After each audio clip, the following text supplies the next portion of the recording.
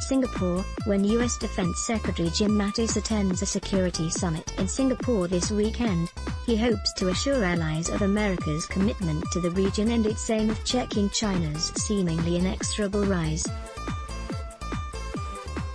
But the issue the Pentagon chief may well be faced with most often is one he would prefer not to weigh in on: what on earth will happen between North Korean leader Kim Jong-un, President Donald Trump? Mattis, whose department has spent years refining military options against North Korea and its nuclear program, wants to steer clear of speculation surrounding a possible meeting between the two leaders.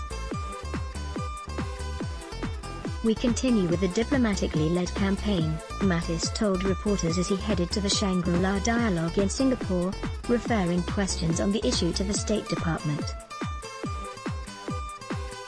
Events between the US and North Korea have been evolving rapidly, after the mercurial Trump called off a historic summit with Kim, only to immediately reverse course. U.S. Defense Secretary Jim Mattis, II, arrives at a military airport in Singapore on May 31, 2018 ahead of the annual Shangri-La Dialogue Security Summit. Photo of the two men are now apparently back on track to meet in June, also in Singapore.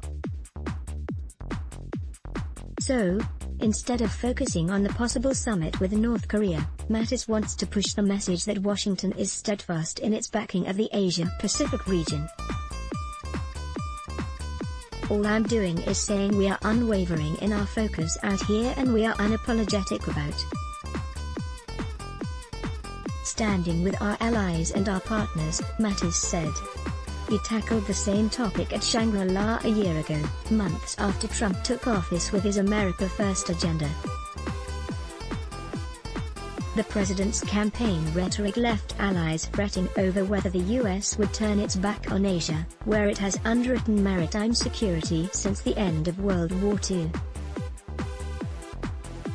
Continued militarization. Murray Hebert, a senior associate of the Southeast Asia program at the Center for Strategic and International Studies in Washington, said Mattis's pitch is a tougher sell this year.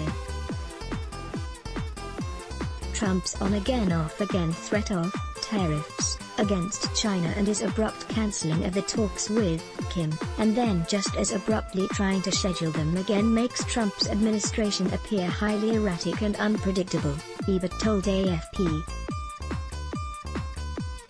And over the past year, he noted, China has continued its military build-up in the disputed South China Sea, including landing bombers on Woody Island and deploying surface-to-air and anti-ship missiles on other contested features, ignoring Washington's call for it not to do so.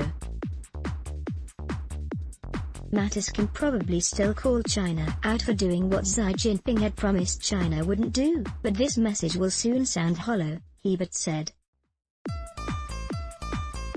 The Pentagon last week rescinded its invitation to China to join maritime exercises in the Pacific over Beijing's continued militarization of the South China Sea, and the U.S. military periodically conducts freedom of navigation operations to defy China's territorial claims.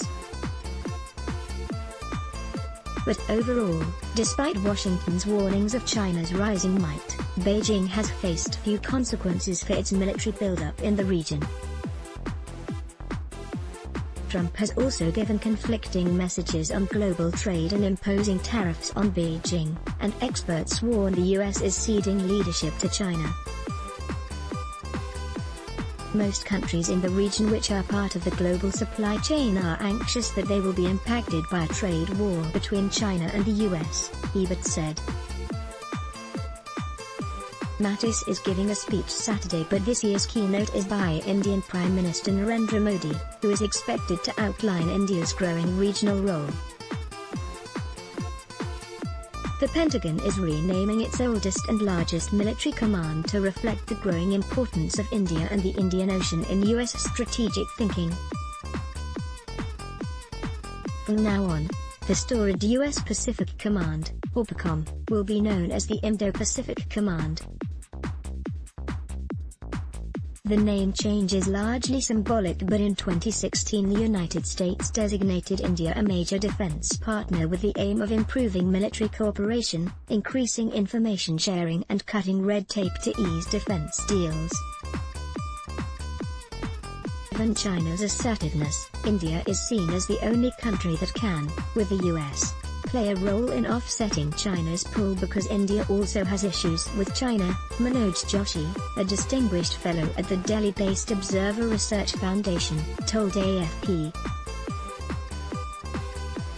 But what allies will be looking for is practical measures, not mere slogans and declarations.